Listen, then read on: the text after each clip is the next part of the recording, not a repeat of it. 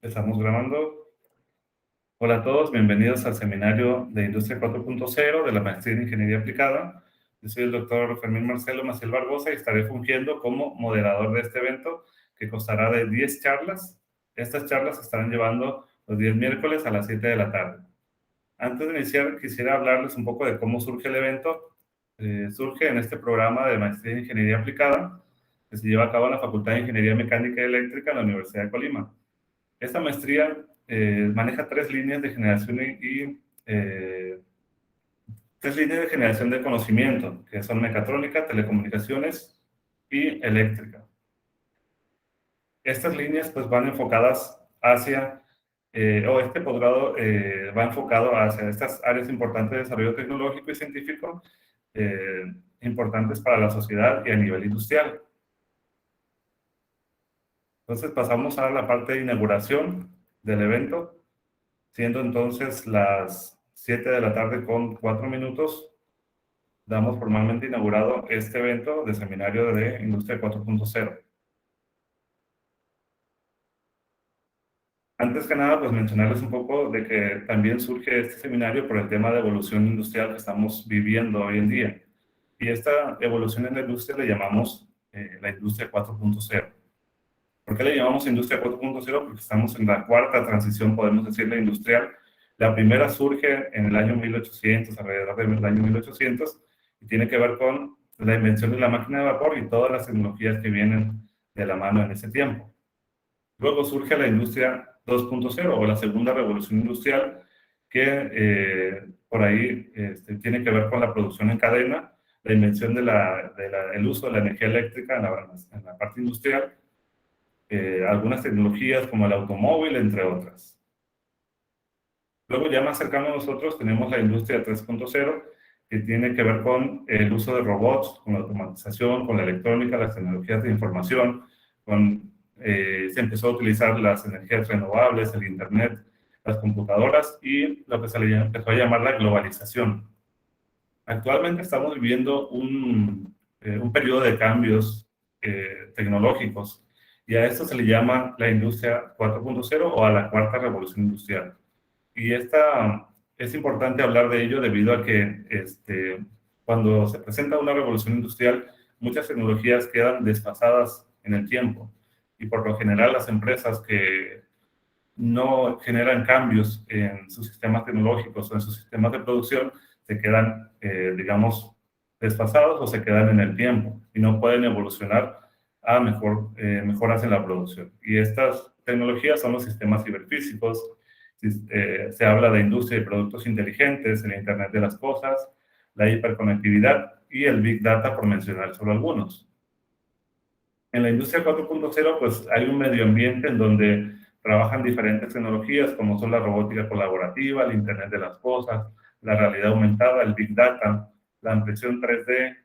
Se habla de fábricas y productos inteligentes, una gran capacidad de procesamiento, la inteligencia artificial, también muy importante, la seguridad en las redes y, por último, generar una trazabilidad completa de un producto.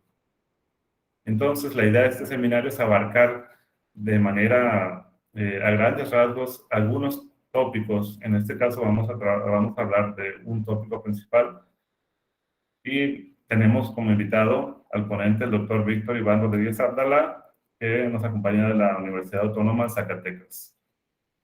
Antes de dar inicio, entonces, les voy a dar una pequeña reseña del doctor. El doctor en Ciencias en Electrónica y Telecomunicaciones desde los 2016 por el Centro de Investigación Científica y de Educación Superior en México. Desde 2005 ha realizado investigación y proyectos de comunicaciones inalámbricas de última generación, trabajando en temas de radio definido por software, sistemas embebidos, redes de comunicación de computadoras, orientado al uso de software libre, que incluye gestión y seguridad. Ha publicado artículos en revistas nacionales e internacionales, impartido cursos de radio definido por software, procesamiento de señales, redes de computadoras y seguridad en ambiente de redes. Le cedo entonces el uso de la voz al doctor Víctor y también voy a dejar de compartir para que nos pueda iniciar su charla.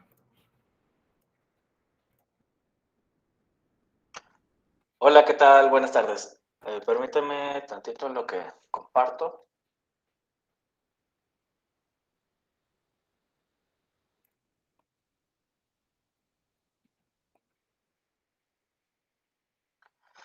Ok, entonces como el doctor Marcelo les comentaba, vamos a platicar un poquito de tecnologías LP1. Ese es el término que se utiliza para nombrarlas en inglés. Es Low Power Wireless Access Network. Area Network, perdón. Ya me estaba ahí confundiendo. Y existen dos tecnologías que son las principales o la que están liderando lo que sería este tipo de conectividad, ¿no? También existen lo que es Bluetooth, Wi-Fi y todas ellas, pero no entran dentro de la categoría de lo que es áreas amplias y lo que es bajo consumo de potencia.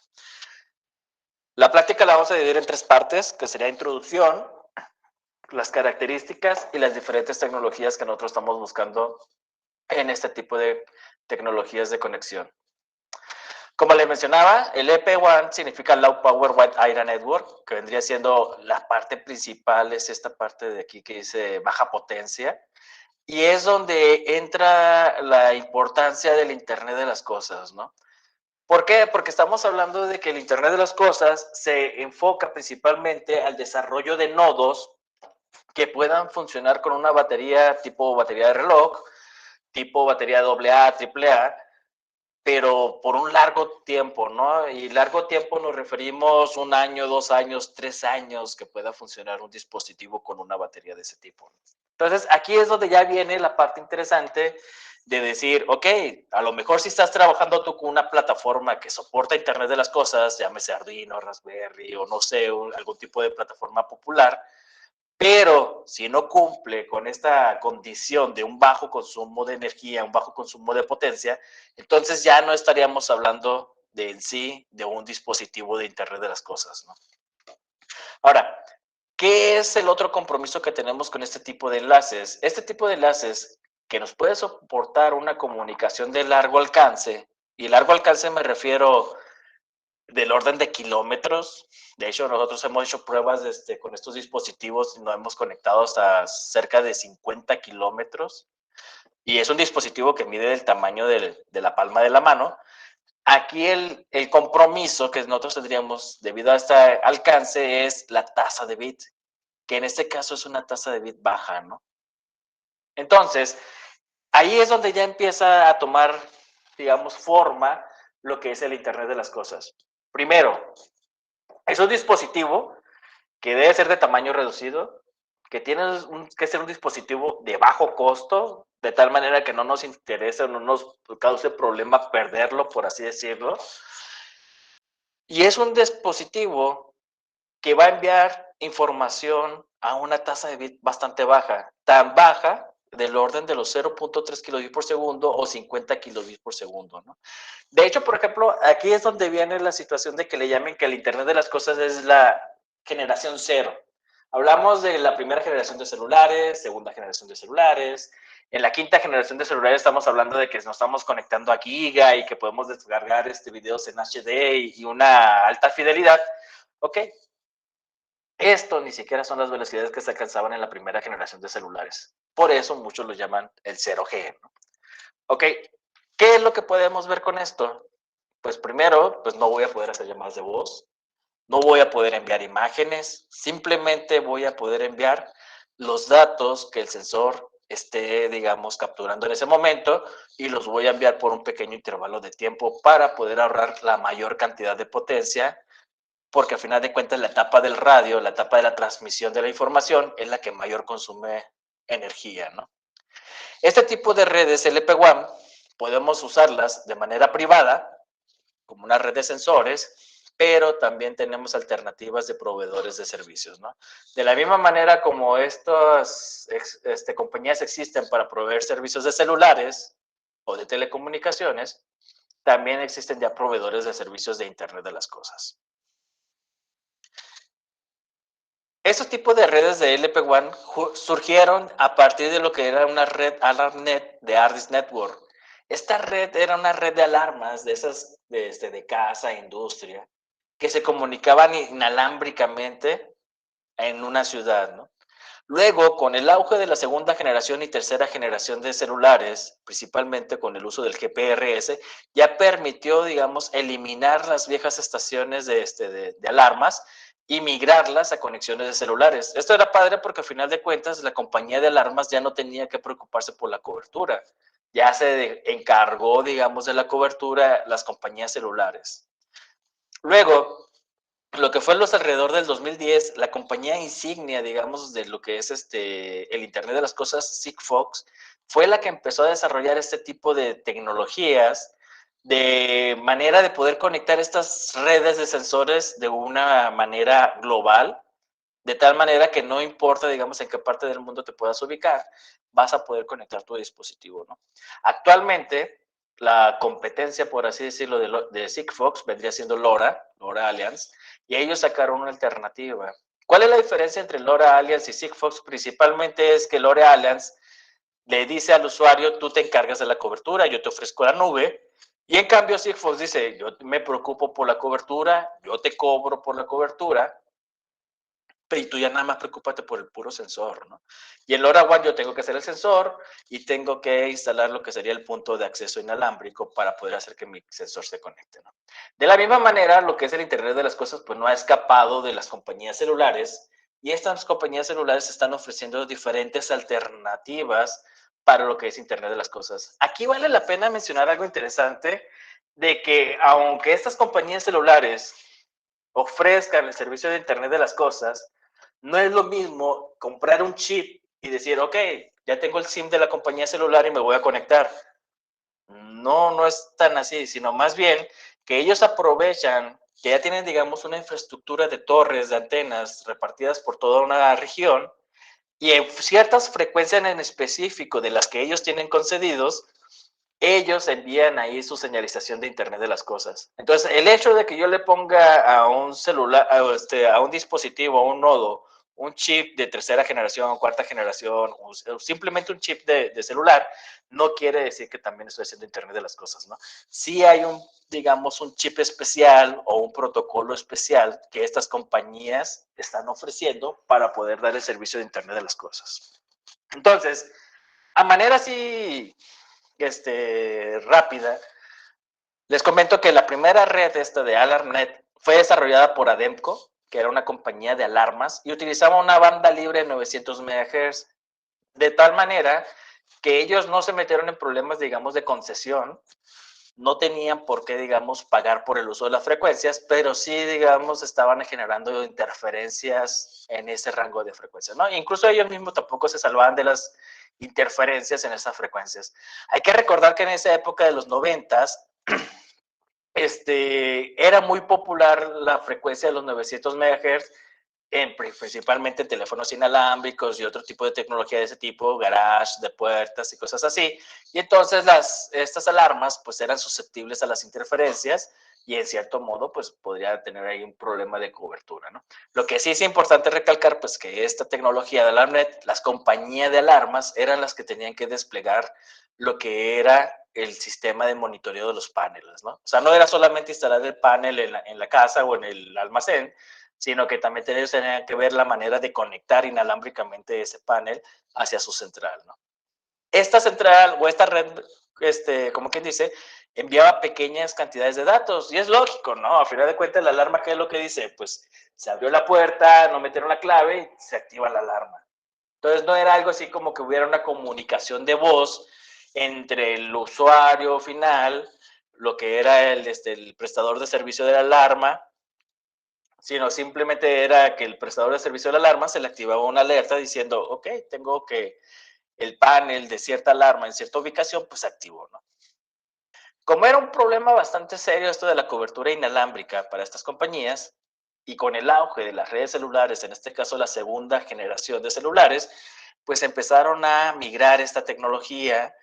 ¿Por qué? Porque al final de cuentas, primero, tiene una mayor cobertura, y segundo, el hardware, el costo del hardware era menor. ¿Por qué? Porque al final de cuentas era mucho más barato conseguir un dispositivo de un celular para conectarlo a estos paneles de monitoreo que ellos andar haciendo su propio protocolo de comunicación inalámbrica, ¿no? Entonces, también tenemos lo que era una red ARDIS. Esta era una red desarrollada por Motorola en los 80s y lo utilizaron principalmente para las aplicaciones de rastreo de flotas, correos electrónicos, automatización de ventas, ¿no? Hay que tomar en cuenta que por esta fecha de 1980, la época del Internet, pues simplemente todavía no era algo así muy popular que digamos, ¿no? Ahora bien, surge la necesidad de conectar muchas cosas, surge la necesidad de estar monitoreando flotas de autos, paquetes, productos, líneas de producción. Entonces, en 2009, lo que es la compañía Sigfox, que es una compañía francesa, desarrolla la primera red LPWAN moderna, ¿no? ¿Qué es lo que ellos buscaron? Primero, que fuera un radio de muy bajo costo y que el conjunto de herramientas y las aplicaciones sean de fácil uso. ¿A qué nos referimos de fácil uso? Pues tan sencillo como el hecho de decir, tengo un termómetro y quiero enviar el número 23, que es la temperatura.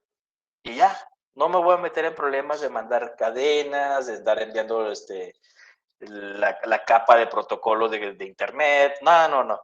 Yo quiero ver que nada más me envíes el número 23 y ya con eso yo ya me voy a encargar de hacer todo lo demás, ¿no? De tal manera que el desarrollador de los que serían los sensores, pues no se mete en mucho problema de comunicaciones y se centra simplemente en decir, ok, mi nodo, qué tipo de sensores va a tener y qué es lo que voy a enviar, ¿no? Entonces, ¿cuál es la diferencia que tenía con las diferentes redes de comunicaciones de sensores? Pues muy fácil, estas redes de sensores se integraron a lo que eran los servicios en línea. En pocas palabras, ellos ofrecieron una plataforma al usuario final donde podían ver el termómetro en tiempo real, por así decirlo, o la ubicación de su flotilla o otros dispositivos en tiempo real, que para el usuario final pues le gusta más o les llama mucho más la atención esta palabra, ¿no? Tiempo real. Entonces, ¿qué es lo que dicen ellos? Yo quiero saber dónde está la flotilla o el carro fulano de tal. Se meten a la página de Sigfox y ven en un mapa dónde está ubicado. O pueden ver, digamos, los niveles de las bodegas, la producción. O sea, esa información en tiempo real es lo que importa principalmente, ¿no? Y Sigfox empezó a ofrecer esos servicios. A diferencia de las redes de sensores tradicionales, al final de cuentas, estamos hablando de que es una plataforma que es pública, no es propietaria en sí, por así decirlo, pero sí es mucho más compatible que lo que existía en ese entonces, ¿no? También lo que ofrece Sigfox es una cobertura global. Al final de cuentas, esta es la clave principal. No es solamente de que yo voy a poder tener cobertura en México. Si yo desarrollo, por ejemplo, un producto de Sigfox, este va a funcionar en todo el mundo. Que esa es la diferencia principal que tenemos con los protocolos propietarios de las diferentes redes de sensores. De hecho, creo que las redes de sensores ya casi, digamos, ya están descartadas, ¿no? ¿Por qué? Porque el Internet de las cosas es la que se ha estado encargando de llenar esos espacios que esta red de sensores no han sido capaz de cumplir o proveer, ¿no? Ok, entonces, lo que es el LP WAN, he mencionado mucho Sigfox, pero no son los únicos. Existen proveedores como lo que son Semtech. De hecho, Semtech es el que ha desarrollado lo que es el LP WAN, lo que es LoRaWAN. Tenemos Laureate, que es de Suiza, N-Wave Technologies, Sigfox, es la francesa, YOT. Entonces, si se fijan, la cantidad de empresas que están desarrollando el Internet de las cosas en el mundo son bastante grandes, pero también los operadores de telecomunicaciones como Vodafone, Orange, incluso aquí en México lo que es Telcel y Movistar, incluso creo que AT&T también, ya ofrecen estos servicios de Internet de las cosas sobre sus redes de telecomunicaciones, ¿no? Al final de cuentas ellos dicen, pues yo ya tengo la cobertura en todo el país, ¿qué me cuesta agregar un servicio adicional, ¿no?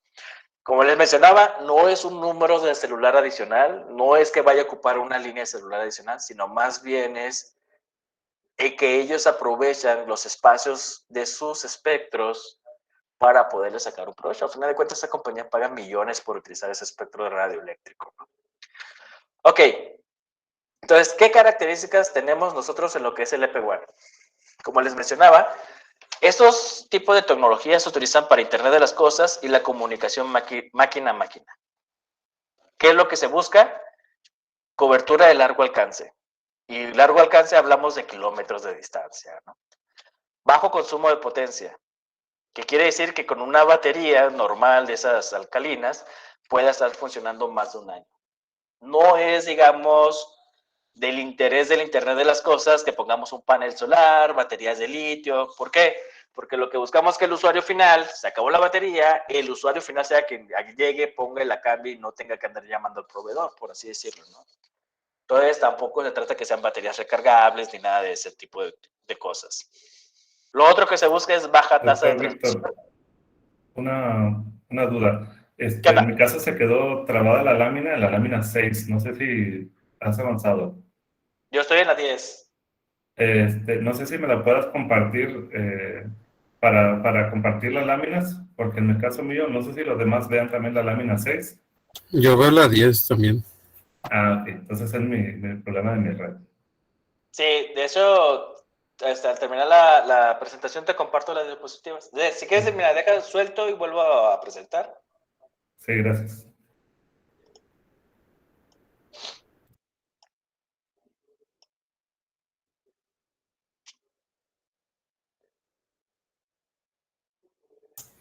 Ok, gracias. Ok.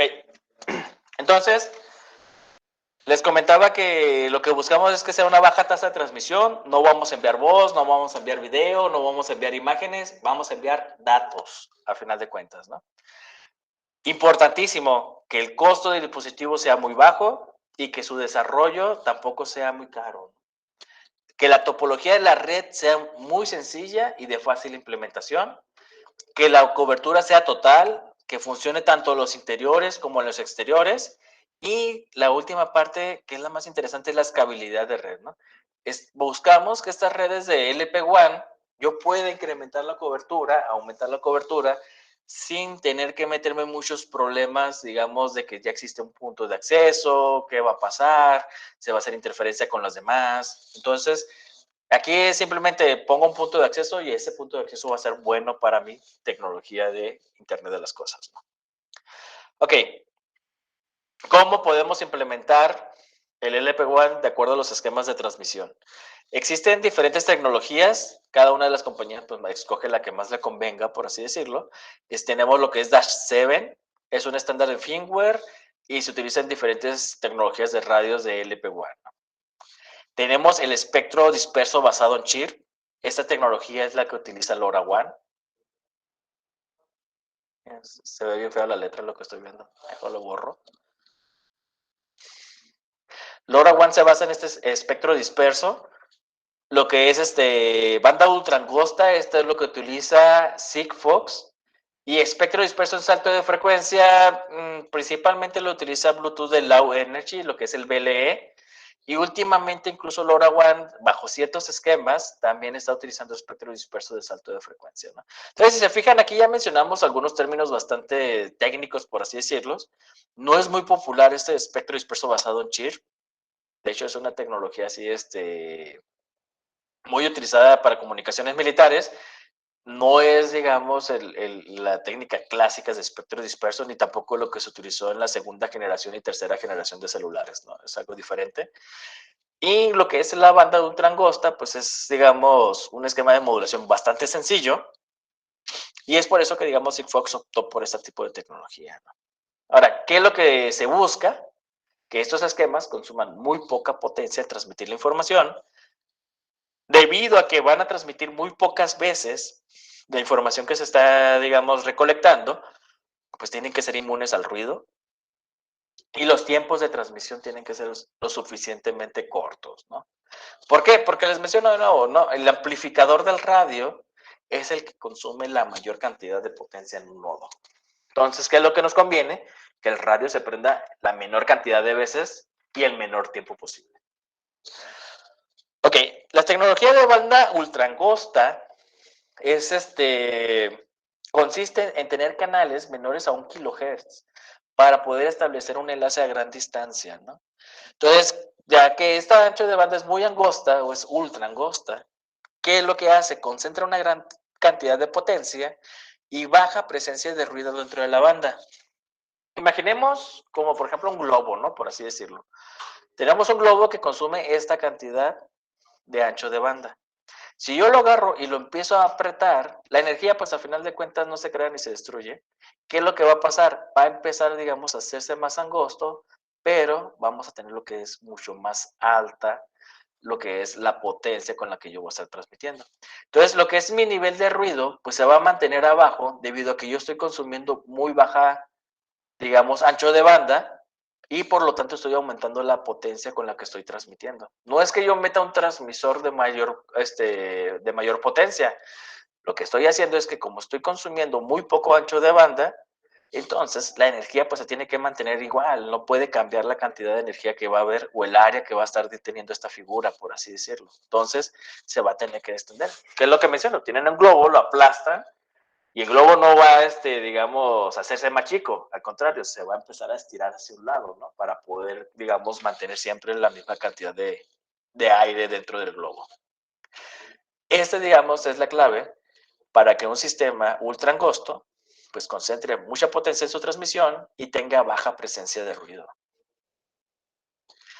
Lo que es, digamos, a final de cuentas, su clave para la inmunidad, tanto al ruido y la interferencia, pues es esto. A final de cuentas, el ruido se mantiene en un nivel bajo, o lo digamos que es también la zona de la interferencia.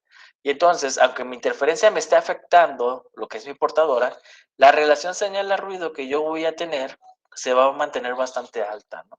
Entonces aquí yo voy a tener lo que es mi SNR, y esto es la parte importante, de que yo pueda, digamos, mantener el pico lo suficientemente alto y alejado de los niveles de ruido.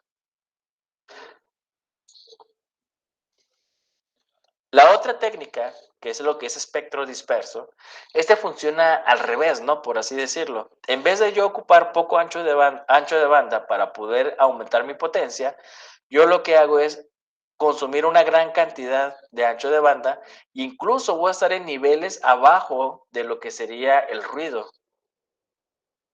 Ahora bien, digamos, es una técnica de espectro disperso por ensanchamiento, utilizando códigos ortogonales, pero lo que es la técnica de chirp hace un efecto más o menos similar, ¿no?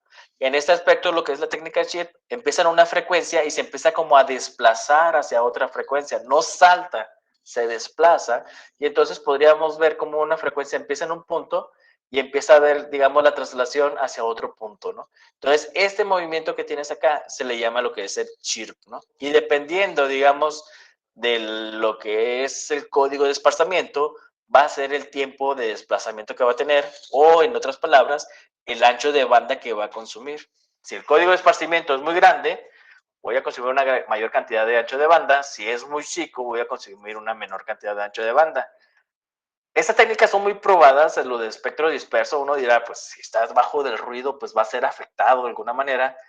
La clave viene siendo principalmente los factores de esparcimiento o los códigos utilizados para hacer el código de esparcimiento, ¿no?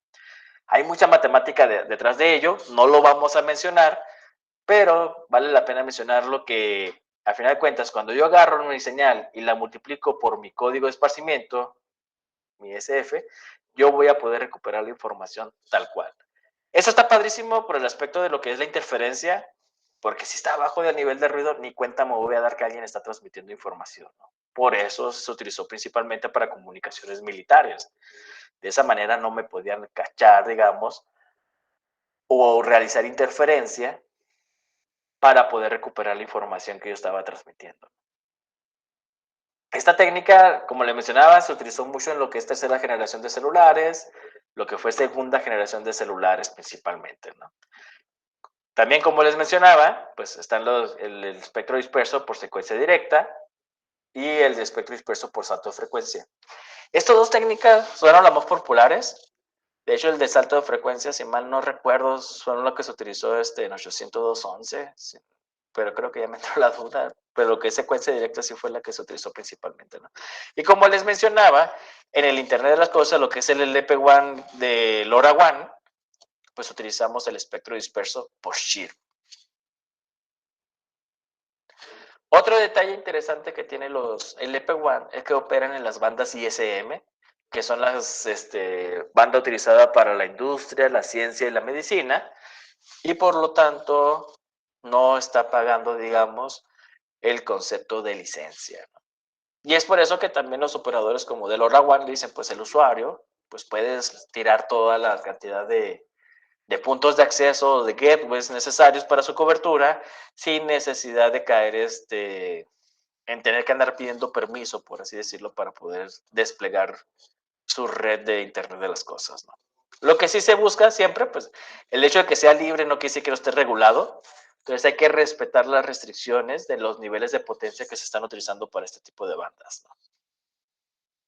En Europa, la banda abajo de los 900 MHz no es tan, digamos, popular o estandarizada alrededor del mundo como lo que es 2.4 gigas o 5.2 gigas, que son las otras bandas ISM. Les mencionaba que en Europa la banda de abajo de los 900 está entre 867 y 869. En Estados Unidos está entre 902 y 928. Y Japón normalmente está entre 920 y 925, ¿no? Entonces, si se fijan, yo les comentaba que pues, si ustedes desarrollan un dispositivo de Internet de las Cosas, tiene que funcionar en todo el mundo. Y con esto nos damos cuenta, pues, de que no necesariamente va a funcionar en todo el mundo. ¿Por qué? Porque cada parte del mundo tiene una frecuencia de operación diferente abajo de los 900 MHz. Entonces, ¿qué es lo que se hace? Pues se tiene que meter una especie de switch que me pueda cambiar entre estas frecuencias. El problema, digamos, principal va a radicar en que el dispositivo detecte en qué parte del mundo está. Y el cambio en frecuencia, pues es simplemente una palabra de código, ¿no? Dentro de tu línea de código de C, y dices, ok, voy a cambiar el esquema de modulación de Europa, ya que yo estaba con el de Estados Unidos, ¿no? Entonces, el cambio de frecuencia no implica un cambio en el hardware, simplemente implica un cambio de una línea de código dentro de tu nodo de Internet de las Cosas, ¿no? Ahora, tampoco quiere decir que estoy yo obligado a tener cobertura de todas las frecuencias libres abajo de 900 MHz, ¿no? Si yo digo, pues mi producto no va a salir de cierta región, pues simplemente indico que está dentro de esta franja y al usuario pues tiene que saber qué dispositivo va a ser compatible con su región o qué dispositivo no puede ser compatible con su región, ¿no? Como les mencionaba, a final de cuentas, la banda de los 900 MHz se ubica aquí en esta parte, lo que sería entre la señal de televisión y las señales de celulares. Arriba, digamos, la otra banda ISM, la de 2.4 gigas, que es la que utilizamos principalmente para las comunicaciones del Wi-Fi. Y tenemos otra banda en 5 GHz que no está sido, digamos, explotada tanta como la de 2.4, pero esta banda de 5 GHz es donde se está migrando, digamos, toda la comunicación de Internet inalámbrico de las computadoras, ¿no? En un principio, casi todo estaba en 900 MHz. De hecho, hay estándares de comunicaciones inalámbricas de computadoras en esta banda de frecuencias, pero a como ha sido modernizándose la tecnología, se han aumentado, digamos, las frecuencias en las que se ha estado trabajando. Y esta banda de 900 MHz se ha quedado como medio abandonada, ¿no? De hecho, incluso los teléfonos ya están acá en 2.4 gigas, el horno de microondas está en 2.4 gigas, lo que vendría siendo los controles de las puertas de los garages, ya muchas están en 2.4 gigas y pocas están quedando en esta banda, ¿no? Entonces es bastante interesante tener libre una banda que se pueda explotar de esta manera. Entonces, eso es con respecto a las frecuencias de operación que tendríamos nosotros en nuestro dispositivo de Internet de las Cosas. El otro detalle interesante es la topología, cómo se va a estar conectando estos nodos. La mayoría de los LP-WANs trabajan con un tipo de topología estrella, ¿no? Entonces, todos los nodos se conectan directamente a un gateway y este gateway envía los datos recopilados a un servidor LP-WAN. ¿Cuál es la diferencia, por ejemplo, con Wi-Fi o con un celular? Que el Wi-Fi y el celular, mi computadora solamente se conecta a un solo gateway. Aunque haya 5 gateways, aunque haya 5 puntos de acceso, 5 redes, solamente voy a estar conectada a uno. Aunque esté mejor otras redes inalámbricas, voy a seguir conectada a la misma. En cambio aquí no. Aquí se aprovecha la presencia de varios gateways para asegurar la redundancia de la información transmitida por el nodo. De tal manera que si se transmite un paquete esta información puede llegar a través de varios gateways al mismo tiempo. Y de esa manera yo aseguro tener varias copias del mismo paquete por diferentes caminos. Entonces, esto me va a ayudar a que yo pueda tener la información verificada del mismo paquete de una manera mucho más sencilla, sin estar molestando a lo que sería mi nodo, ¿no? En pocas palabras, el nodo final se puede conectar a un gateway, o el nodo final se puede conectar a 2 gateways, o incluso un nodo puede conectarse a los 3 gateways. Estos gateways, cuando reciben los paquetes, los 3 transmiten la información que recibieron.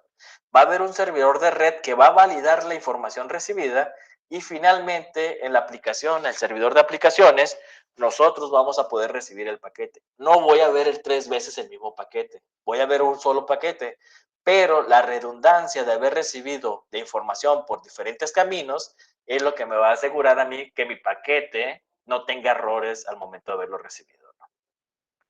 ¿Qué tipo de tecnologías tenemos de LP WAN? Como les mencionaba, las populares, las que están marcando el ritmo, son Sigfox y lo que es LoRaWAN. Existen alternativas, existe por ejemplo NB-IoT. NB-IoT es una tecnología desplegada principalmente en Europa y que se utiliza principalmente por las compañías celulares. LTE, lo que vendría siendo la parte esta de la cuarta generación de celulares, quinta generación de celulares, también ya sacaron su versión de Internet de las Cosas, y LTM pues también es una alternativa de lo que serían estas compañías celulares, ¿no? Las otras no se utilizan tanto, no son tan populares, pero aquí en México lo que sí sé es que LoRaWAN funciona, Sigfox funciona, y las compañías celulares están también desplegando sus alternativas para Internet de las Cosas. Como les mencionaba en un principio, pues cada una de estas, digamos, compañías, pues tienen sus ventajas, desventajas. Sigfox, por ejemplo, dice que lo que es su alcance en lo que es exteriores alcanza hasta 13 kilómetros, y el costo de enlace vendría siendo unos 160 dB. Las frecuencias, pues son las frecuencias libres. El ancho de banda es un ancho de banda de 100 Hz, es un ancho de banda bastante delgado. La tasa de datos es de 100 bits por segundo. El tiempo de la batería, esto es lo que le comentaba, 10 años es lo que les dura la batería. Y hoy en día está disponible, ¿no? Lo que es LoRa, el alcance o la cobertura que tienen son hasta 11 kilómetros alrededor de los puntos de acceso. Su costo de enlace son 157 dB, igual ocupa banda sin licencia. El ancho de banda, pues como utiliza espectro disperso, es mucho más grande. Las velocidades de transmisión pueden ser hasta 10 kilobits por segundo, y el tiempo de la batería también llegan a ser de 10 años, ¿no? Igual tenemos las opciones con las compañías celulares. Cada una de ellas pues tiene sus propias, digamos, requisitos, pero lo más interesante es esta parte de aquí, que son bandas licenciadas dentro de lo que serían sus frecuencias que ellos ya pagaron por estar utilizando, ¿no? Igual ofrecen velocidades mucho más altas, pero también pues el costo de utilizar este tipo de dispositivos pues simplemente es mucho mayor que lo que nosotros podríamos tener con respecto a los otros, ¿no? De la misma manera, aquí es, digamos, haciendo como una especie de recopilación de la información. Lo que es nos vamos a centrar en esta parte de Sigfox y en esta parte de LoRaWAN. Sigfox en Europa es 868 MHz, en Estados Unidos 902 MHz. LoRaWAN, en cambio, en Europa puede funcionar tanto en 433 como en 868, y en Estados Unidos utiliza la banda de 915 MHz. En ambientes urbanos, debido a los edificios y todo lo que, digamos, obstáculos que pueden existir dentro de una ciudad, su cobertura son de 3 a 8 kilómetros, pero en ambientes rurales pueden subir desde 30 hasta 50 kilómetros, ¿no?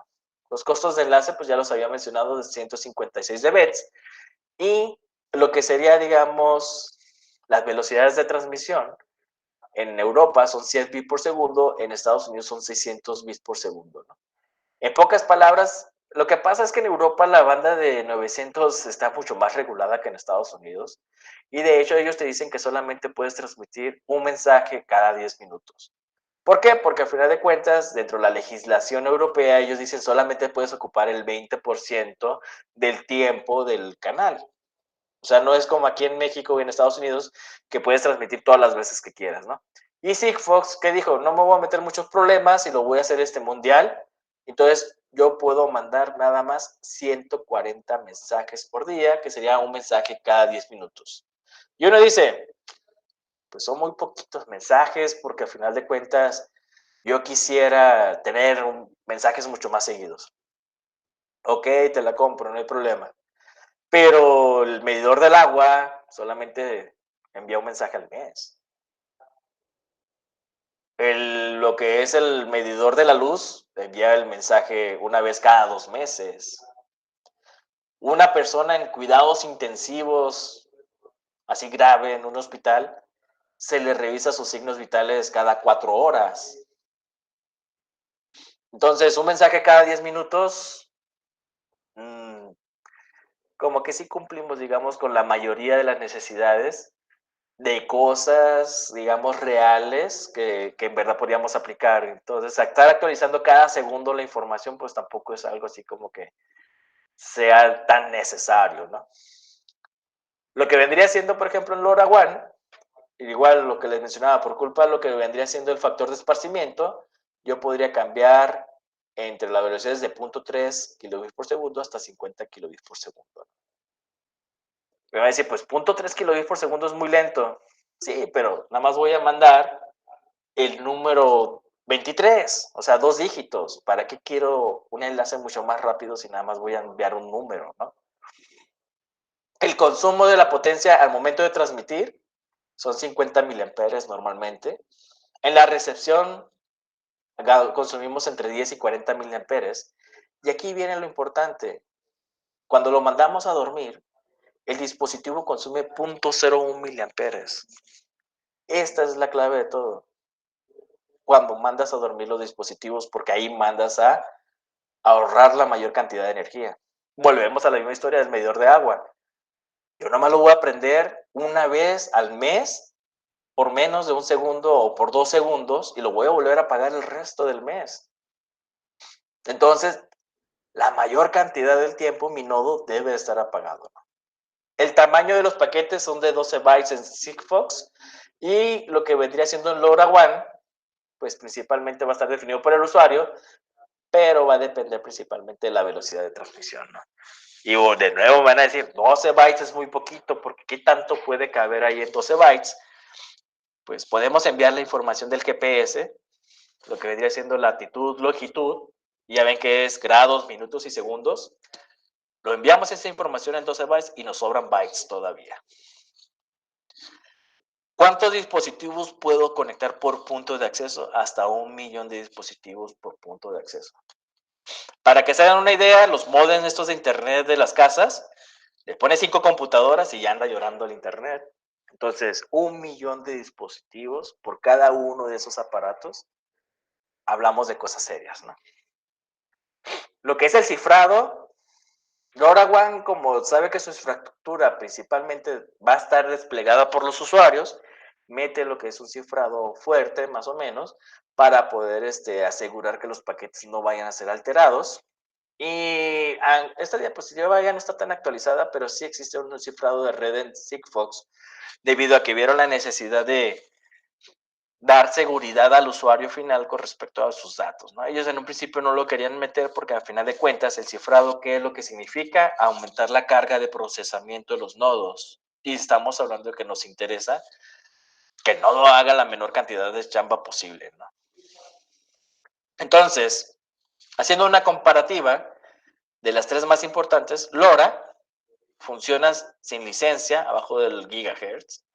Utiliza una modulación chip de spectrum, de este espectro esparcido por chip, CSS.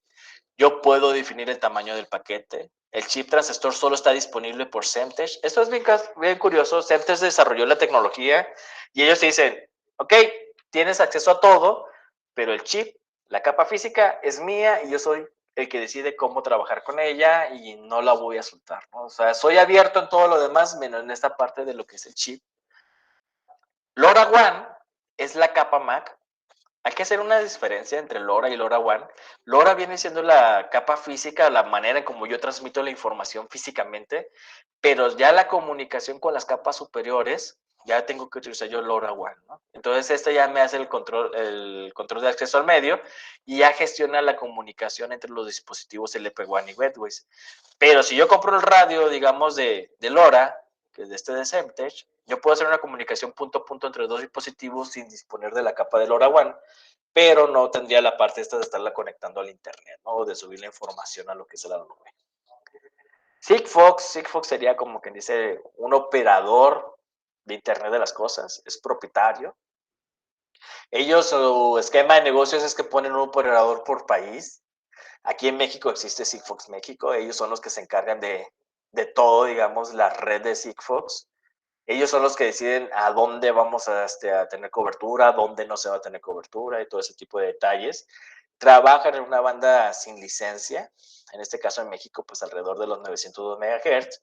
Igual su cobertura es de 30 a 50 kilómetros en el ambiente rural, de 3 a 10 en el ambiente urbano, y en línea de vista tiene hasta 1000 kilómetros de distancia, ¿no? De hecho, Sigfox estuvo mucho tiempo interesado en el desarrollo de satélites para aumentar su cobertura global, debido a que, a final de cuentas, su esquema les permitiría tener hasta 1000 kilómetros de línea de vista. Para que más o menos se den una idea, la antena de un dispositivo de Sigfox mide como el dedo meñique.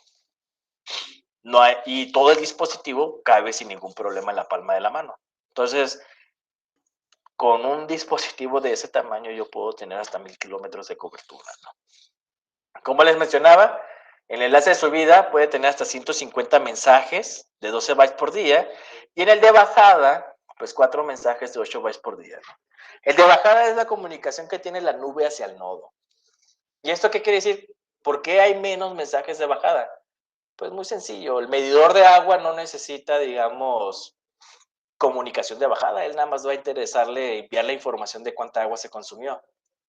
Si yo agrego, digamos, un motor a lo que sería el medidor de agua para que tenga la capacidad de regular la cantidad de agua que deja pasar o cortar inalámbricamente el suministro de agua, entonces yo ocuparía un enlace de bajada. Pero igual, vuelvo a la misma pregunta. 4 mensajes por día, ¿vas a abrir y cerrar 4 veces la llave de paso de una casa? Más bien es algo así como que no pagó, mándala a cortar, y cuando venga, pues mándala a abrir y ya consumiste 2 mensajes nada más, ¿no? No necesitas más. Y 8 bytes, pues al final de cuentas es un mundo para nada más decirle, ábrete, ciérrate, no hay ningún tipo de problema, ¿no? Y el NB-IoT, como les mencionaba, es un protocolo o una tecnología que utiliza las bandas de GSM y CDMA, utiliza los bloques de recursos de LTE, por lo tanto son tecnologías de compañías celulares, pero aquí, digamos, en México no es una tecnología que vaya sido utilizada, ¿no? Ok, entonces, por mi parte, digamos, sería todo. Espero no haberlos aburrido demasiado. Y eso sería más o menos una idea principal de qué es, digamos, el Internet de las cosas desde el punto de vista de comunicaciones inalámbricas y lo que nosotros queremos en las comunicaciones inalámbricas cumplir para poder decir, este es un dispositivo de Internet de las cosas. En automático creo que queda descartado Wi-Fi, en automático queda descartado Bluetooth y otros tipos de tecnologías que no suban la información a la nube, también quedan descartadas en automático, ¿no? Entonces, el hecho de que yo tenga una placa que diga que es de Internet de las cosas, no quiere decir que yo esté haciendo Internet de las cosas, ¿no? Muchas gracias, doctor Víctor, No, al contrario. por su excelente presentación. Pasamos a la sesión de dudas, preguntas. Si tienen alguna pregunta, veo que en el chat no dejaron ninguna duda, pero pueden abrir sus micrófonos para hacer alguna pregunta.